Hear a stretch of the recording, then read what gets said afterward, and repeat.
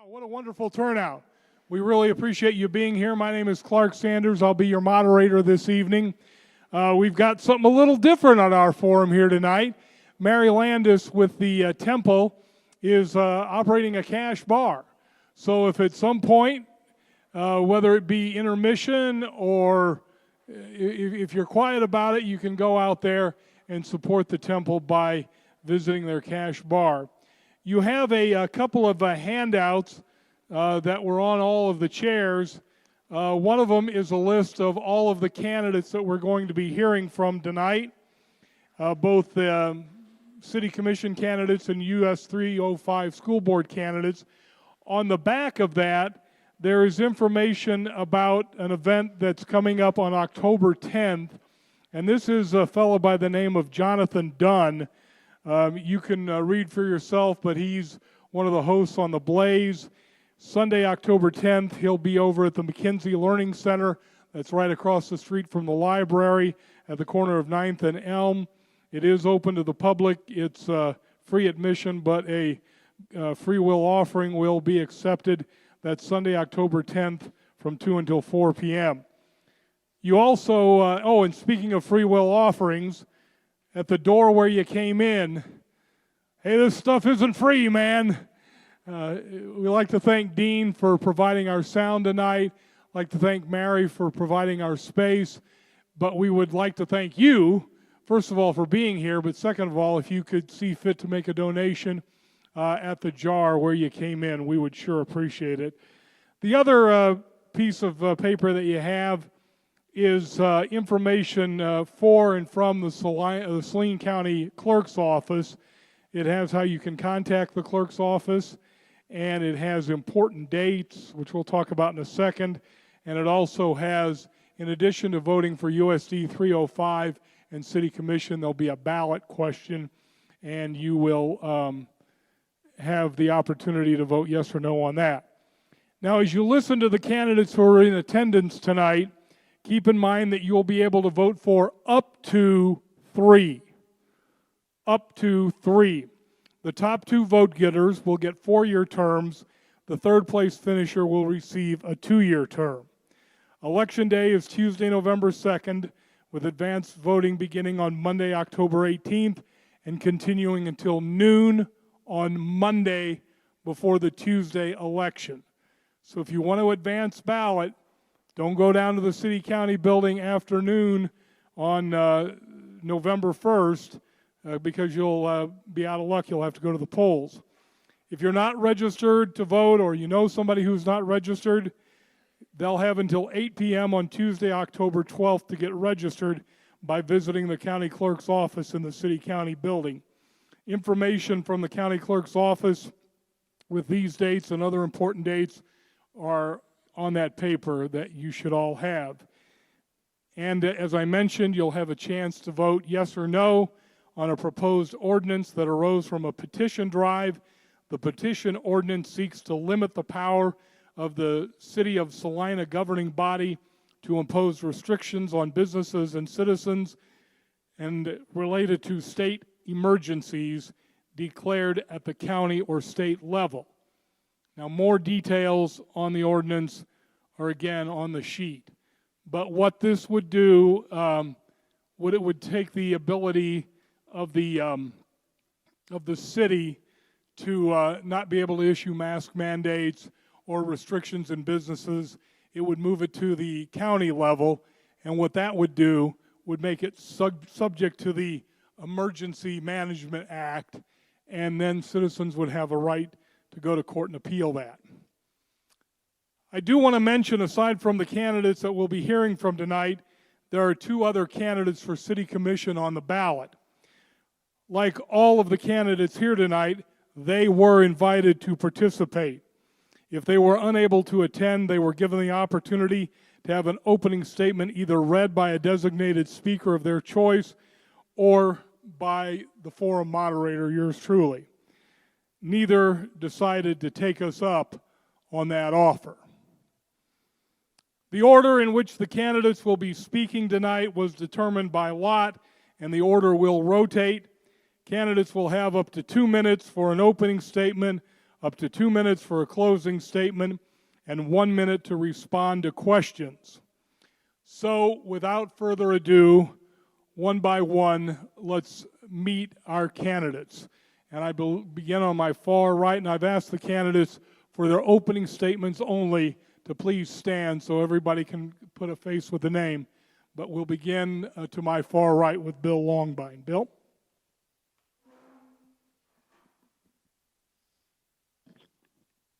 Can I get a mic check? Is it mic check? Okay. Thank you all for coming. Hello, I am Bill Longbine. I'm asking you for your vote in November. I'm a third-generation lifelong citizen of Salina. This is home. I have never left. When the opportunity to run for the City Commission arose, I felt someone like myself was needed on the commission. My values are straightforward and grounded in faith. A common sense approach and respect for our citizens' voices is what I would bring to the commission.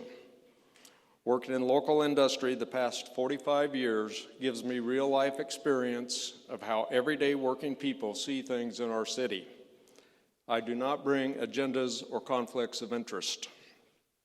As a commissioner, I would work to bring representation to the entire city. I spent much of my childhood in North Salina. Both sets of grandparents lived in this area.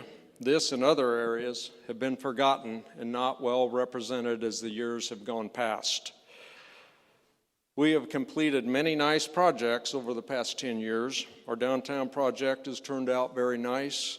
We've spent a lot of money making downtown what it is today. Now is the time to grow what we have in place.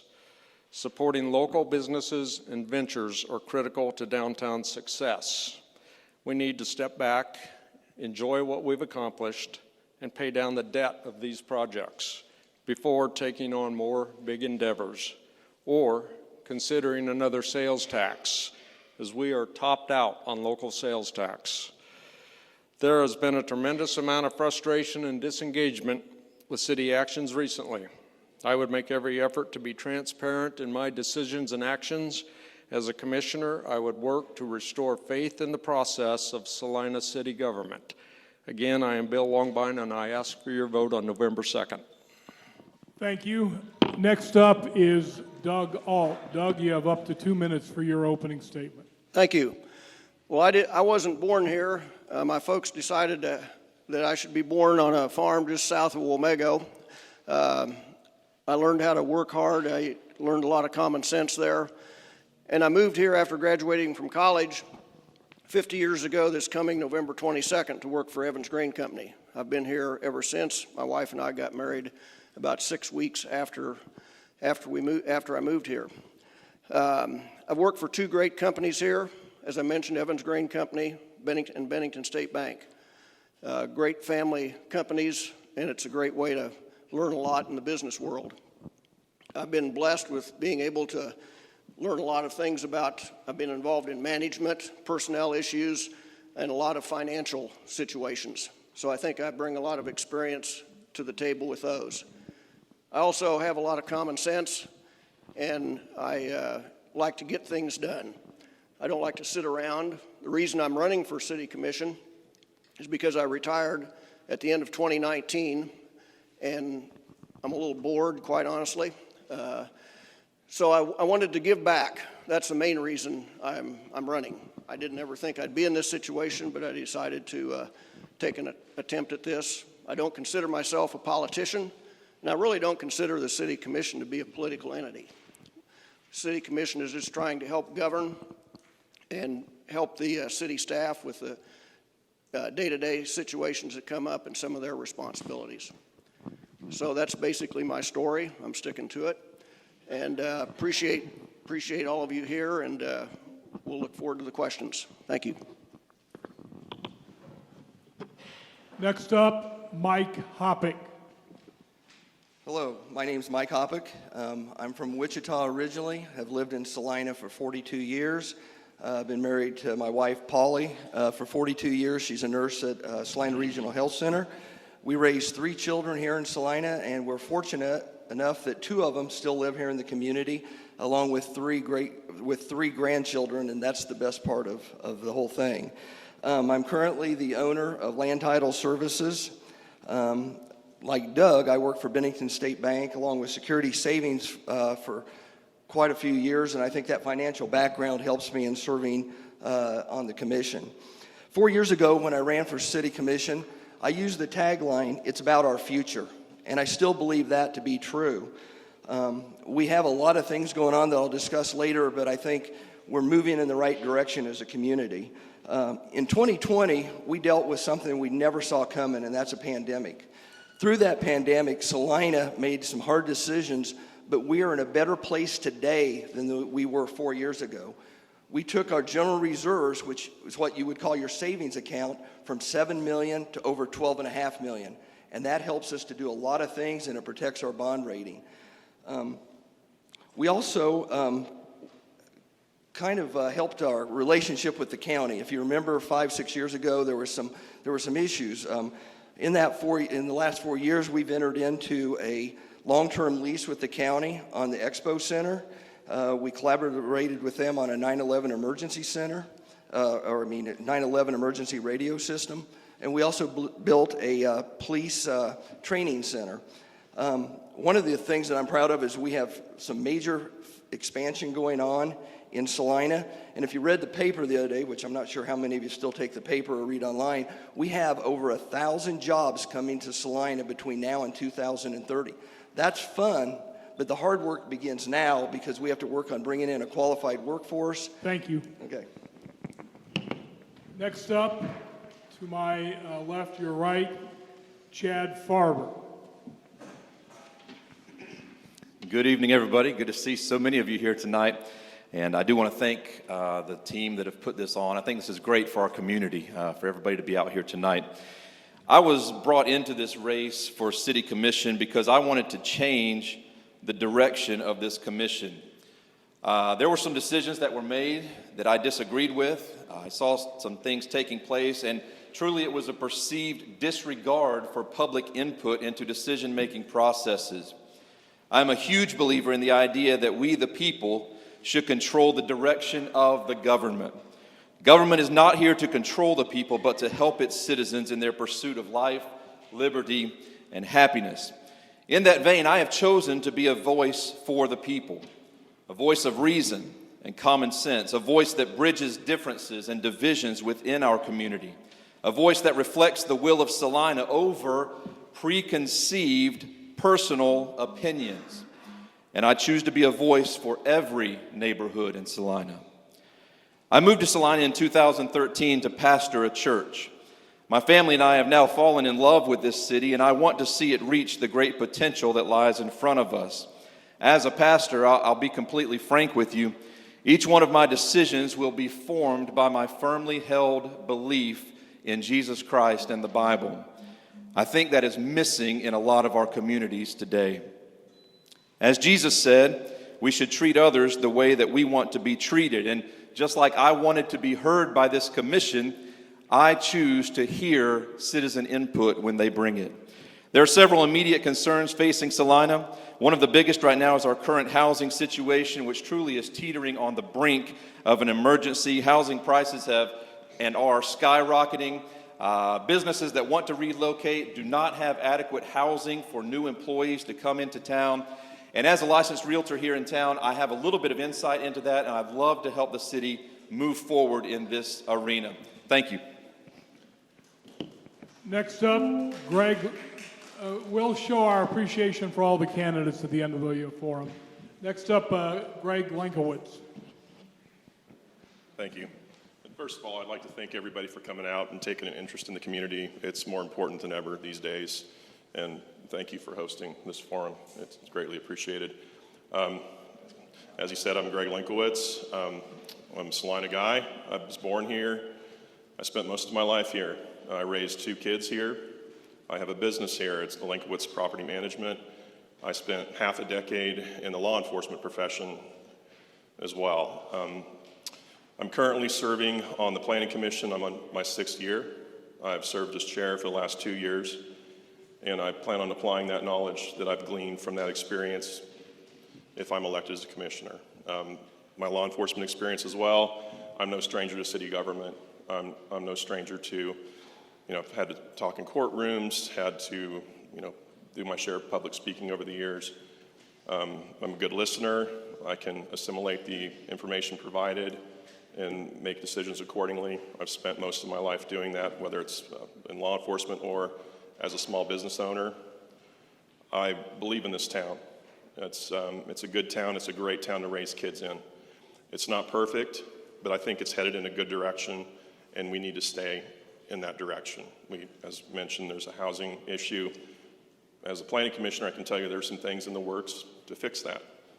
And it's like anything else. If there's a problem, you assess it, you look at the possible solutions, and you make the right decision. I look at this as more of I'm a registered Republican, I have been my entire voting life, but I see this as a spot where it's more apolitical, or it's more of a political neutral venue for the most part. Most of the decisions that come down the pike are going to be ones that are logistical. It's going to be about what's best for the community as a whole, regardless of where you live, what community or what part of the city you're living in. It's Salina as an entirety. Thank you. Thank you. Our final candidate that we're going to hear from this evening is Jerry Ivy. Hello, everyone. My name is Jerry Ivy, and I was born and raised fifth generation Salinan. I'm married to Kara and have 3 children, all who have lived in Salina all their lives. I previously served 2 terms on the Parks and Rec Advisory Board. I've always had a desire to serve on the City Commission. I would have sooner, but I wanted to devote my time to my kids' activities. Now that they are grown, I feel I have the time now to serve my community. I started my first job at 12 years old working at Burgess Cycle Shop for my grandpa, John Burgess. We also did locksmith work at the same time. We currently only do the security side, and I still work in the same business. I've had the same job for 34 years. I think that shows some stability that I could provide for the city of Salina. When my dad was killed in the line of duty in 1975, the city of Salina and the Salina Police Department went out of their way to help my family, even went so far as to name a park after him so that his memory would never be forgotten. This is why I feel it is a time to give back to the community that was so good to us. Thank you, and I appreciate your vote on November 2nd. Thank you, gentlemen. And now we'll begin with the question portion of the forum. Candidates will have up to 1 minute to respond to these questions. As things stand now, citizens can attend city commission meetings and, if they choose, address the commission for up to 3 minutes. However, this has to be a monologue on the part of the citizens. Would you be in favor of changing this to give citizens an opportunity to dialogue with the commission?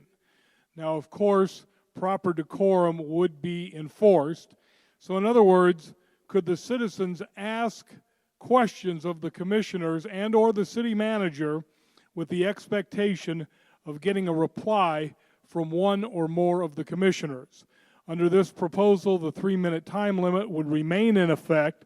So if a citizen were to use 30 seconds of his or her time to ask a question or questions, at least one commissioner or the city manager would have to reply when 2.5 minutes had gone by. So once the 3 minutes was up, the mayor would move on to the next member of the public wishing to speak to the commission. So do you think citizens having the ability to dialogue with the commission is a good idea or a bad idea? Doug Alt, you'll begin. Well, I've attended several city commission meetings, and I don't see that that would be a bad idea.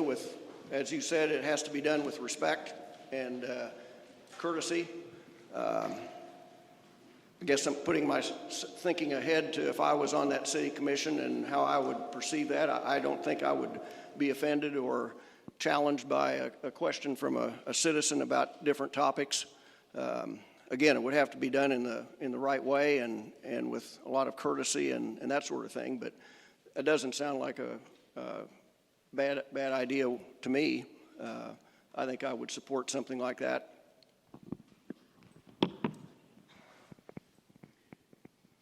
Mike Hoppick. Serving on the commission, I can see pros and cons to that.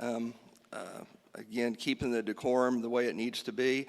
If you're asking a question, and I know we have had that before, and the city manager has asked or answered certain questions, if it's asked of the commission, it gets a little more cumbersome in the fact that which commissioner is going to ask or answer. Because if I answer, I'm answering for myself and not on behalf of the entire commission. Same way if the mayor answers, currently she wouldn't be answering for me. So I'd have to give that some more thought, and we'd have to kind of figure out exactly how we would do that in a manageable way. But again, you can always try something, and if it doesn't work, you can always rescind it also. So.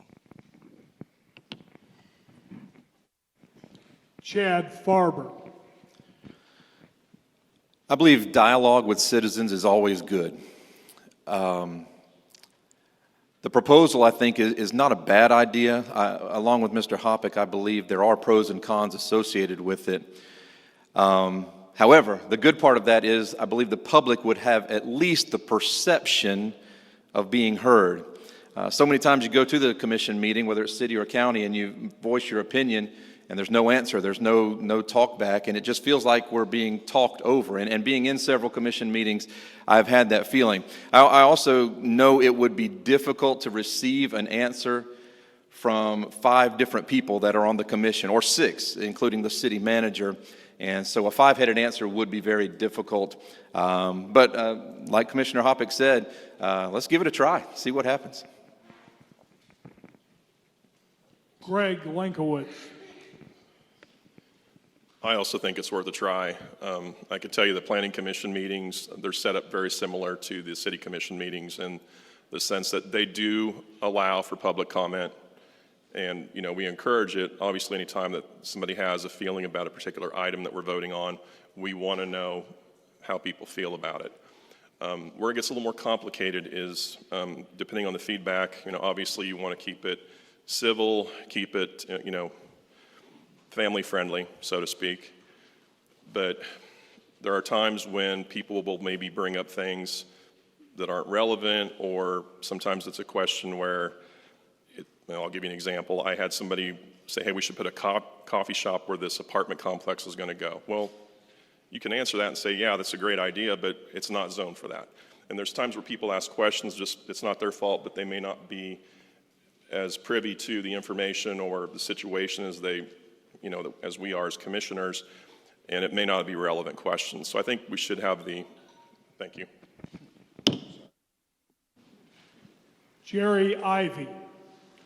I wouldn't necessarily be opposed to it. I know there's still a way you can communicate via email before the meetings, and that might get you a better response because we would have time to think about the question at hand. I know that if I'm asked something on the spot, sometimes it takes me a little while to come up with what my answer would be. So if you could respect the fact that I'm not going to BS you on anything, if you respect the fact that I don't know and I say I will get back to you, I will get back to you and give you an answer for that. Bill Longbine. Well, that sounds like a good idea, but I don't know how practical it is. The City Commission agenda is many times very busy and a lot of content to go through. I think a different approach to that would maybe be having something outside of the formal meeting where commissioners would set aside a time for citizens to just come and visit, share their concerns. There is an email address, citycommission.org, that goes to all 5 commissioners, and I don't know how much it's used, but when I have used it, I have gotten a reply. And there's the telephone. But as far as having an all-out thing in the formal meeting, I think would be pushing the time limit to beyond reasonable limits. And I would move toward a weekly coffee talk. Thank you. All right, new question, and we'll start this time with Mike Hoppick. What assurances can you give the citizens of Salina that the recent controversy that arose concerning the fire department will be fully investigated. If the city was defrauded out of money, will it be repaid, and what other possible consequences might there be if any wrongdoing is discovered? Well, I guess you started that with the right person, since I currently sit on the commission. Right now, that has been turned over to staff. That is a personnel issue, and a lot of times we get a question about we're not being transparent. When we deal with personnel issues, it's not really open to the public. We're protecting those people as much as ourselves. I can tell you that it's being addressed. I not knowing exactly all the details of who's done what. We've put a lot of time into researching it before we got to the point we're at. But I can guarantee you that it is being looked at. If there's something needs to be done, we will do it as a city, whether it's individuals being let go. I don't know if it's civil, criminal. I'm not an attorney, so I can't answer that. All I can tell you is that we have taken it seriously and are doing everything that we can to bring this to a head. Chad Farber. I think there are several of us up here who are at a disadvantage because we are not on the current commission and we don't have a lot of the information, as Commissioner Hoppick just stated. That being said, a lot of the information that has come out, whether from the whistleblower or from reporting or so forth, and who knows if you can believe reporting nowadays, a lot of it has to do with taxpayers' dollars. And the city needs to be accountable for taxpayer dollars. There needs to be transparency.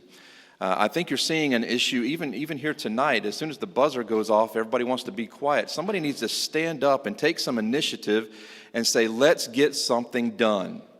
It's been months and years that this has been investigated, and something needs to be accounted for.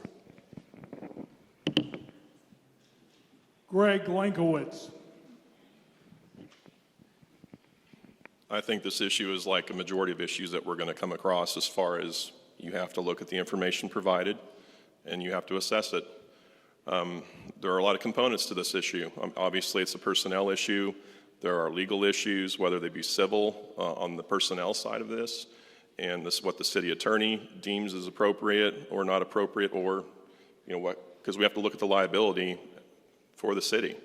And if they act in a rash manner, they will be accountable and subject to a civil lawsuit for if they let people go and there's not enough evidence. I think it's one of those situations where we have to be patient and we have to see what information comes out and go from there. I know that's not the answer sometimes people want to hear, because our natural reaction is to get a quick and prompt solution. I don't think this is the case with this issue, and I wish it were simpler, but it's not. Thank you. Jerry Ivy. I just want to start off by saying I'm a proud supporter of the fire department. My brother's a 20-year veteran. I have really good friends on the fire department, and some of their children are even starting on the fire department. So that does not mean that I wouldn't make the right move if need to be. Sorry. If it came down to it, but like everyone else said, not knowing all the information behind it, it's hard to really pass a judgment right now, but if it came down to it, I would assure you that I would look into it and help make the right decision. Bill Longbine. As a disclaimer, I am a fire dad. My son serves down in the city of Wichita. This has went on a long time, and when we do need to wait to see what the investigation brings out, it is a legal and personnel matter. And a lot of it's water and money under the bridge, if it all comes out the way it sounds. And one of my concerns is that I would like to find out is who knew what, and when did they know it? And my concern is our fire chief is going to take the fall on this, and I don't think he's liable. But it has been brought to my attention, those involved since retired, and it's padded their pension payment. So this is something that going to be getting extra money for forever. So, yeah, we need to let it play out, and if it goes to court, it should be a public knowledge of what happened, when it happened, and who knew. Doug Alt. Well, I think we have to trust the people involved that are doing the investigating. As Commissioner Hoppick mentioned, personnel issues are always private, even in private business. You work for a company with 50 or 100 employees, there's not many people that really know what's going on if there is a personnel issue. That's just the way the world is right now, and probably the right way. It's disappointing that this has come up and that apparently there was some wrongdoing, but we really, I think, just have to trust the people involved, and I do hope that this gets done in a timely manner. It seems like these things always drag out a long time, but hopefully it will be done in a timely manner and we'll know what we're supposed to know at that time.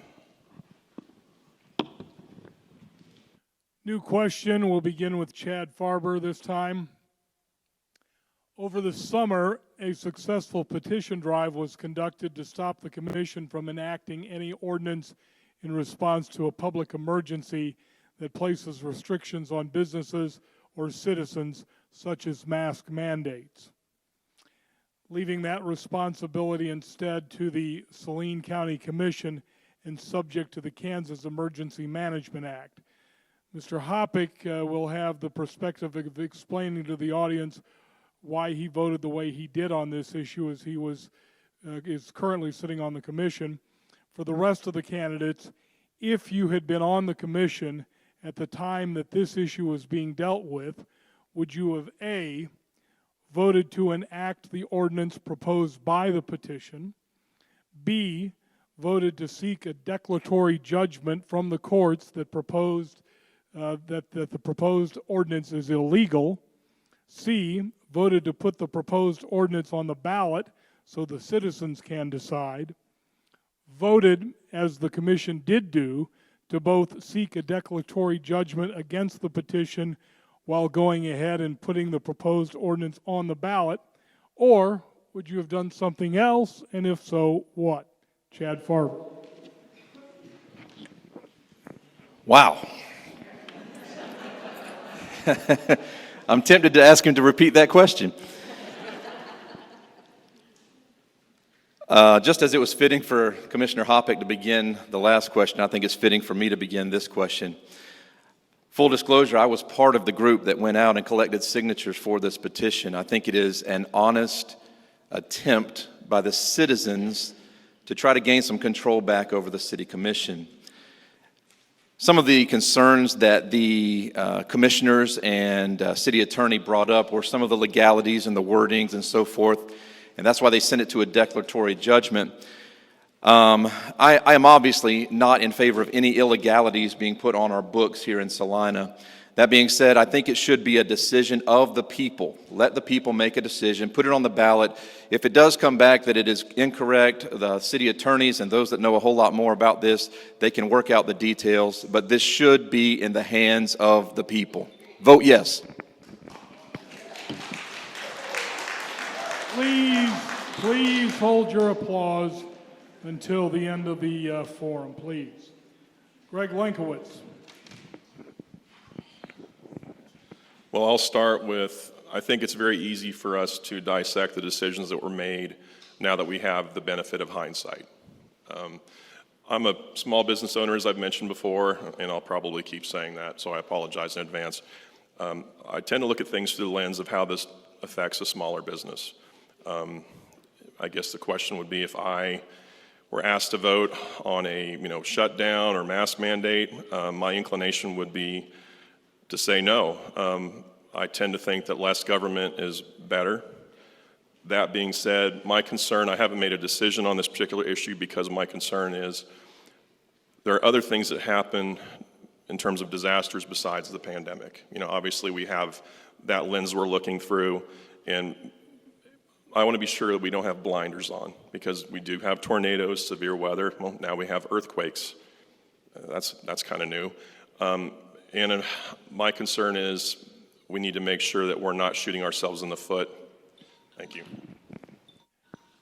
Jerry Ivy. This question, this whole ordinance has been kind of tearing me apart, both ways. I definitely see where we're coming from and why we're coming that direction. Kind of like Greg, my concern is if, what if you get a county commission that wants to impose all these restrictions? Does that take away the city's ability to say, no, we don't want them? And that's probably my biggest hang up on it right now. I haven't 100% made my decision on it. I just sure hope that this doesn't divide Salina. I've already seen a lot of it kind of floating around. We don't need another thing to divide us right now. I mean, there's just so much of that going on right now. I can assure you if this does get turned down and I make it onto the commission, I will not vote for a mask and or a vaccine mandate. Bill Longbine. I am all about limited government, limited control over our lives, and we don't need two separate entities controlling and enacting policies. The state legislature took this power away from the governor when they enacted the Kansas Emergency Management Act and gave that power to the counties. If you remember, it was a one-size-doesn't-fit-all for the state of Kansas, and that directive was to the county, not the city of Salina. I was fully in favor of this going on the ballot to begin with. I'm disappointed that the city decided to challenge it, but they have that right. So be it. Let's go forward and see where that ends up. But I think it's up to the people. And if every city has an ordinance of their own, I worked out in the county. Doug Alt. Well, like Greg said, hindsight's pretty easy. I'm not sure how I would have voted. This ordinance, one thing, if I was on the city commission, I might have been a little offended because you want to grant the authority to Salina County commissioners. Those are great people, but I'm not sure why they should be granted that and not the city commissioners. I don't quite understand that. Putting that on a ballot at that time wouldn't have been it would have taken too long to get it to the ballot and have a vote and that sort of thing. By then, the mask thing would have changed already. So unless I'm misunderstanding what they're talking about putting that particular thing on the ballot. The final thing would be this encompasses more than just the mask mandate. And I think that causes a problem right there. So it's hard for me to answer that completely. Mike Hoppick. God, I'm shocked this was on the questions, but anyway. Real quick, I can tell you how I voted. I did vote to put it on the ballot. The group did go through the process correctly, and so I think it should be voted on. How many of you believe in the Constitution? I'm guessing everybody raised their hand. When I was sworn in, I was sworn in to support the Constitution of the United States and the Constitution of the state of Kansas. Our legal counsel has told us we're not sure this ordinance is constitutional. I hope this group would not want me to put an ordinance on our books that's non-constitutional. So that's why I voted to go ahead and have it the courts judge. Now, I know Mr. Korb thinks that he's correct in his interpretation. I've dealt with a lot of attorneys, and I see two of them always walk into a room. One of them always walks out on the wrong side. So what we're going to do is we're going to find out or not whether this is a constitutional ordinance. How the people vote is how we will deal with it then.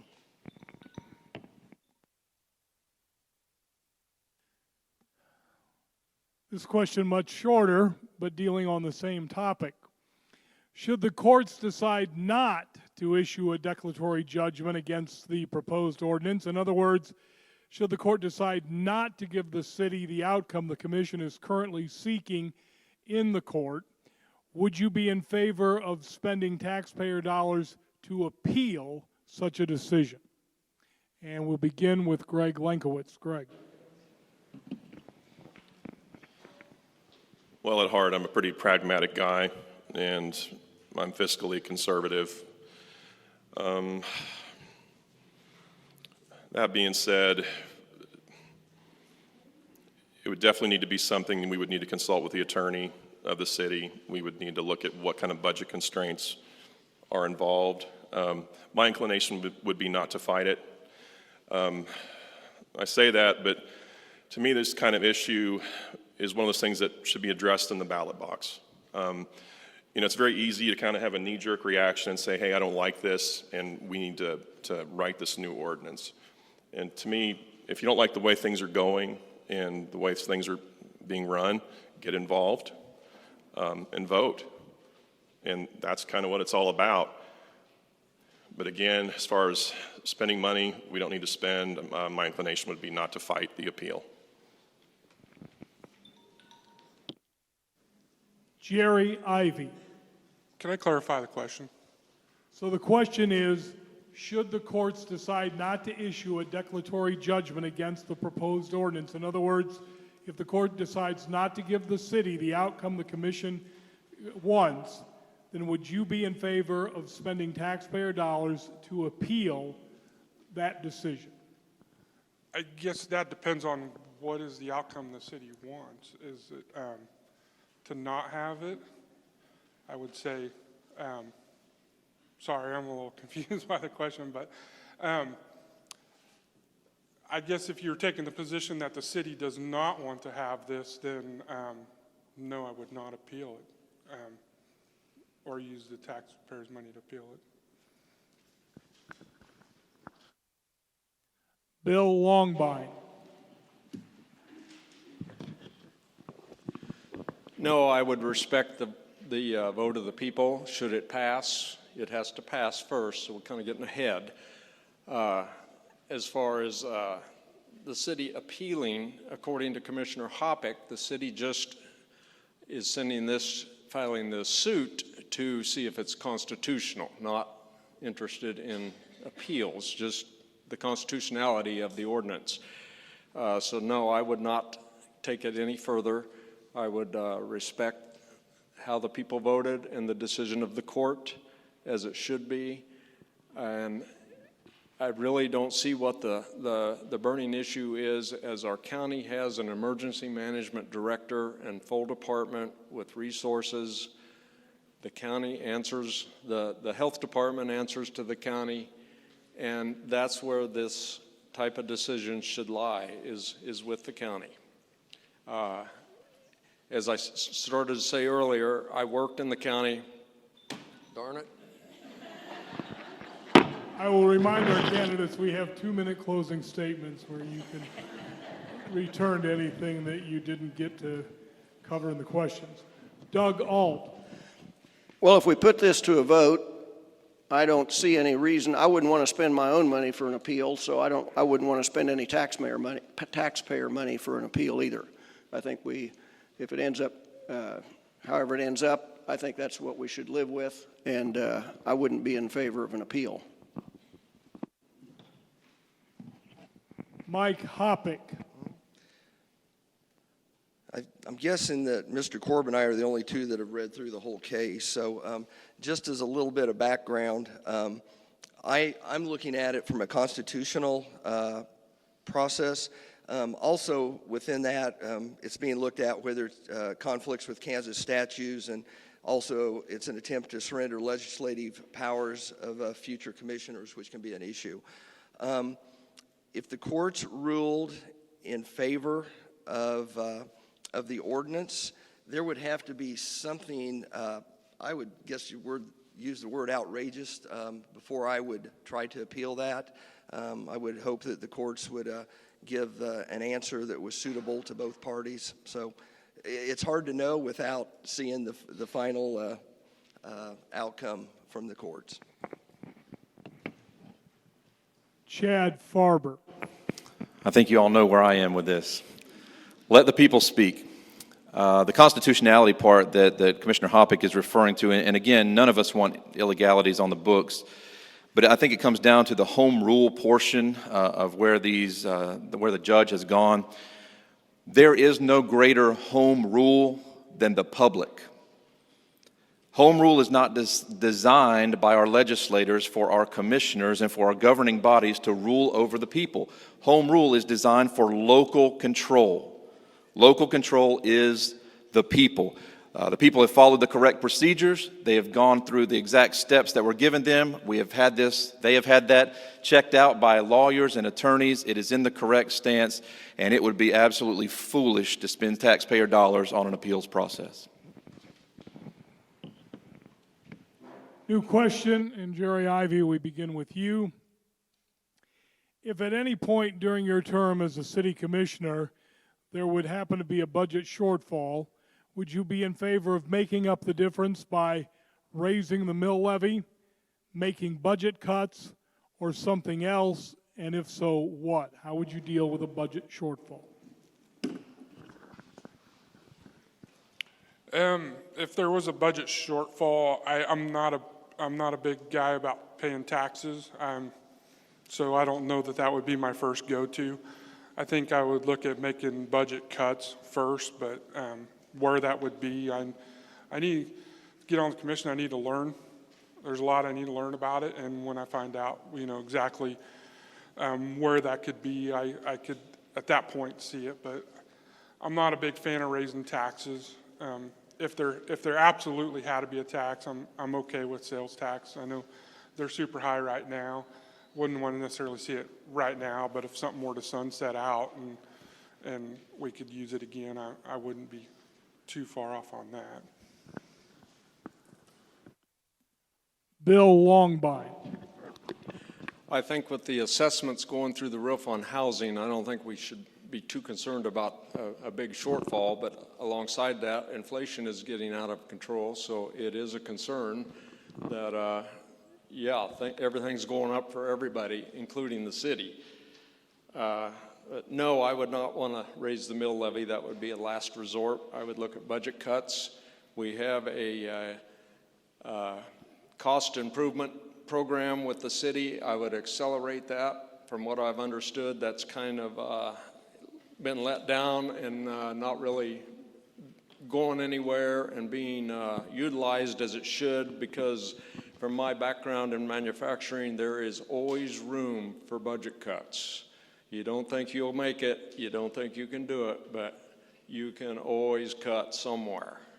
There is a lot of waste in all levels of government, and if you look, you can trim it. Doug Alt. Well, I think I would agree that we would want to use tax increases as a last resort. I would also hope that the city commission would be proactive as things go on and try and make budget changes and that sort of thing to avoid any kind of shortfall. I believe they look at these budgets on a periodic basis, and I think that would be the time to look at that. But again, I think the budget cuts, work with the city manager and his staff and try and figure out the best way to save some money instead of asking people to spend more. Mike Hoppick. I need more than a minute on some of these. First of all, a sales tax does take a vote of the people, so that would not be something that the commission could do.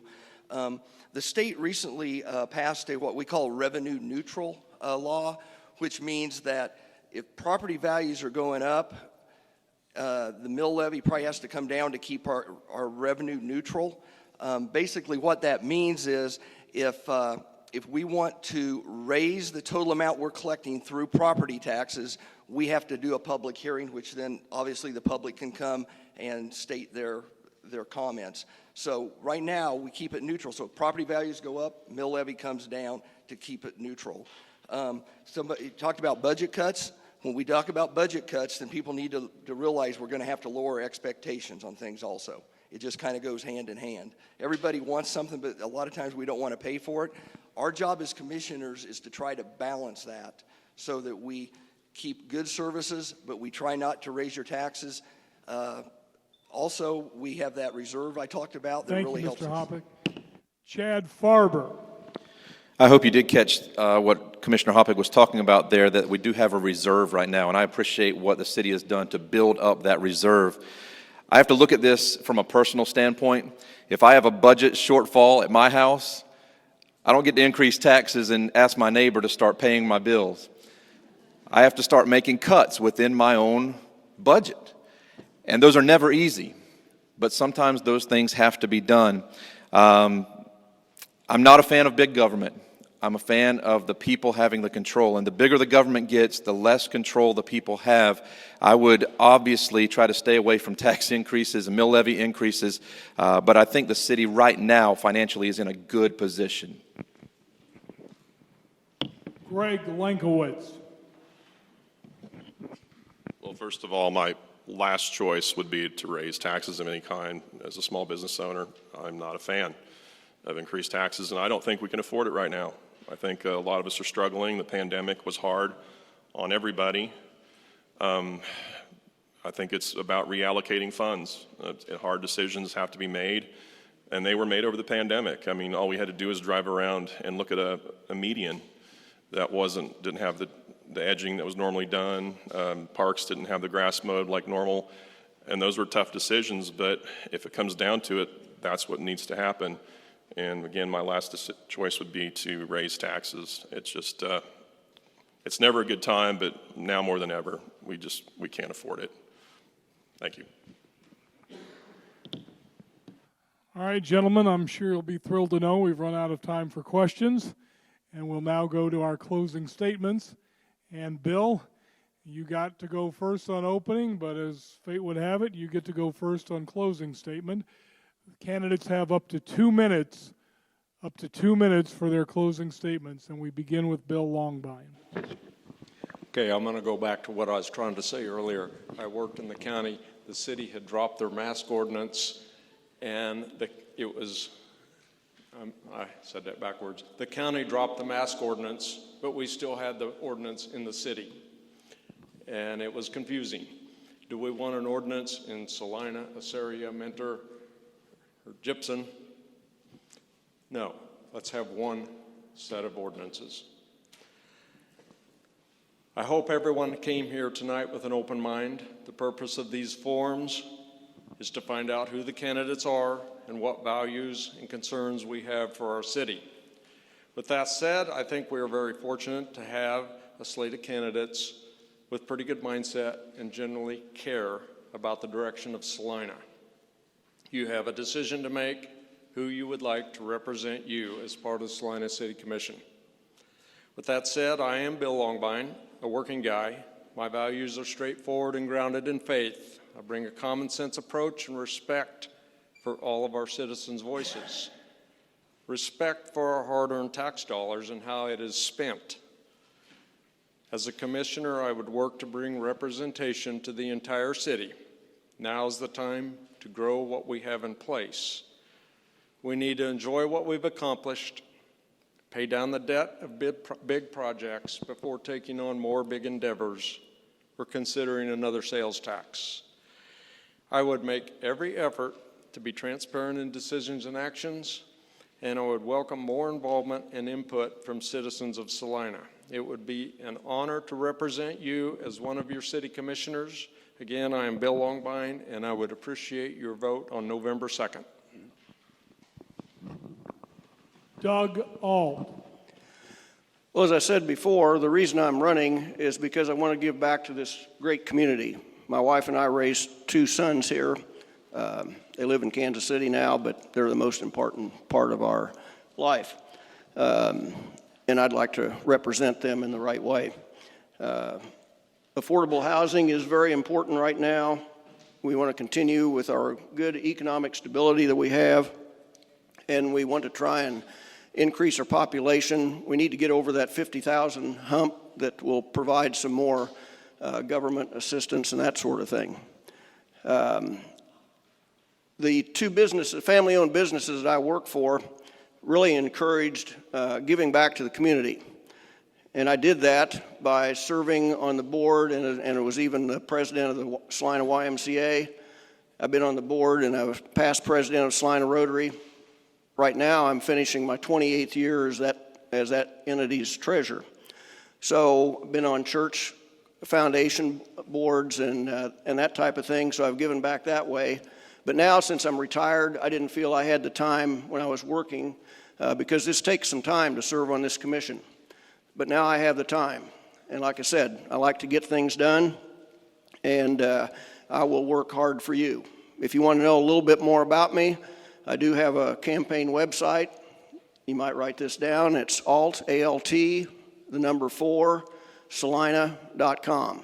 And that tells you quite a bit about my background and history. So I would appreciate your vote as well, and thanks for attending tonight. Mike Hoppick.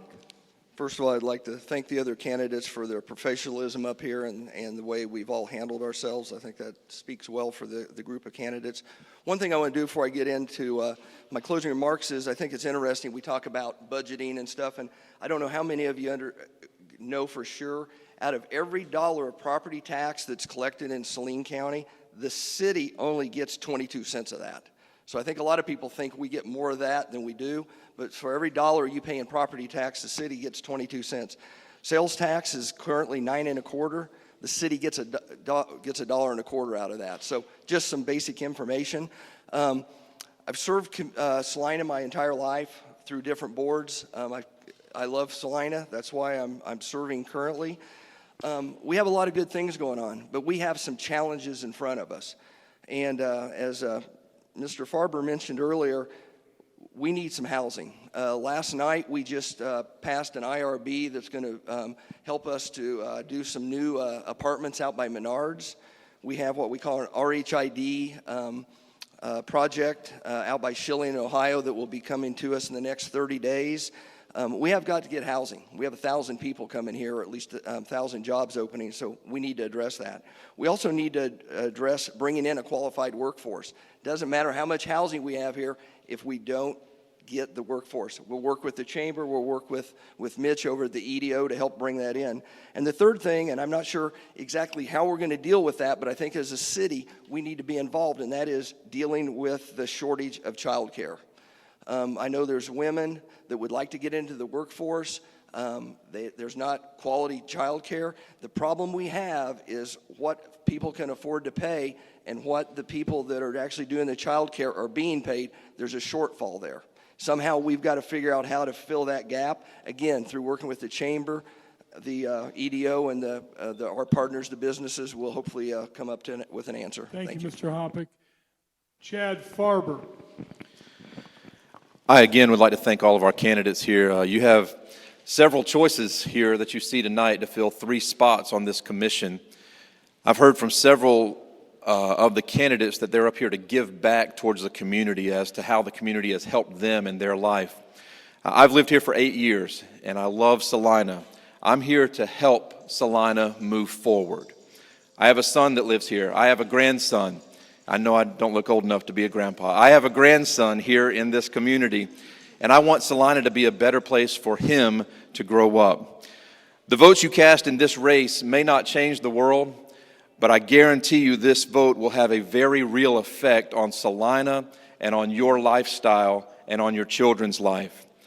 I care enough to commit to this endeavor. One of the candidates that's seated here before you told me a few weeks ago, if I wasn't retired, I would not be able to do this.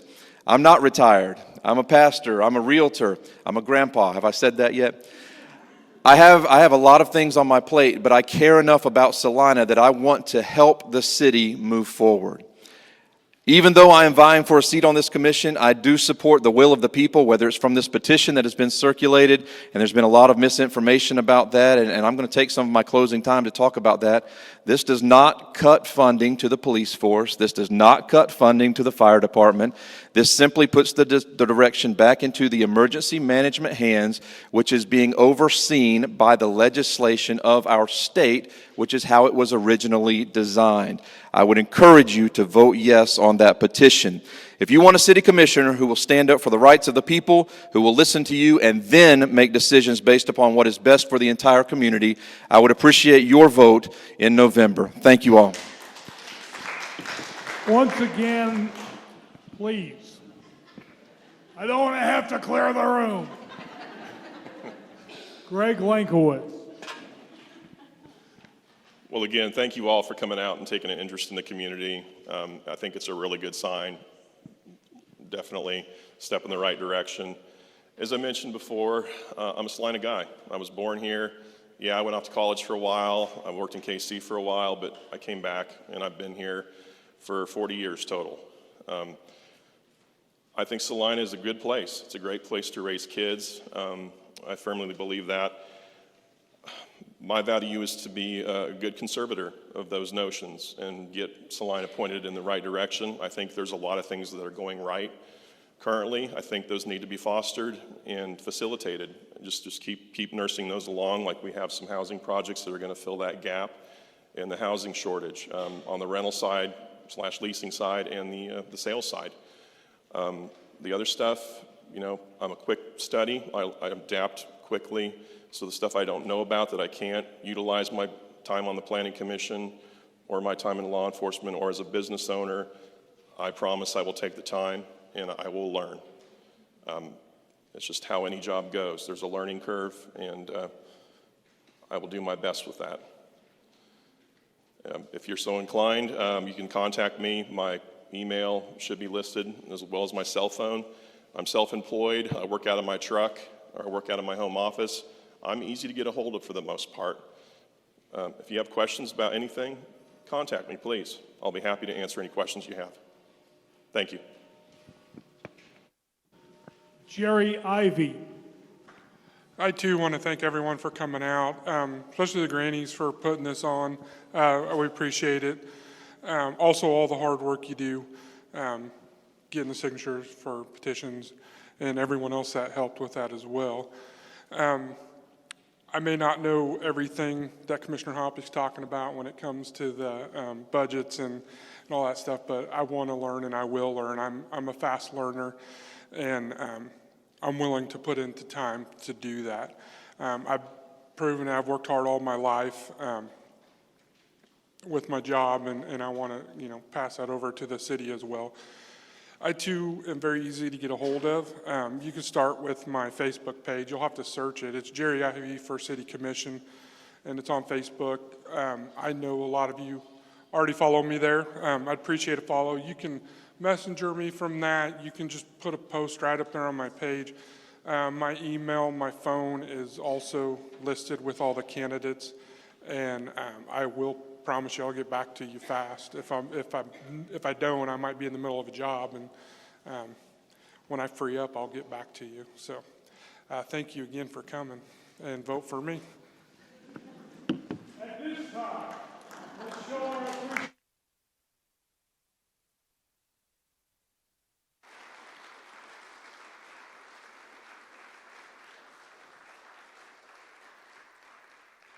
Over to my right, your left, is the cash bar. Support the temple. Get a pop or a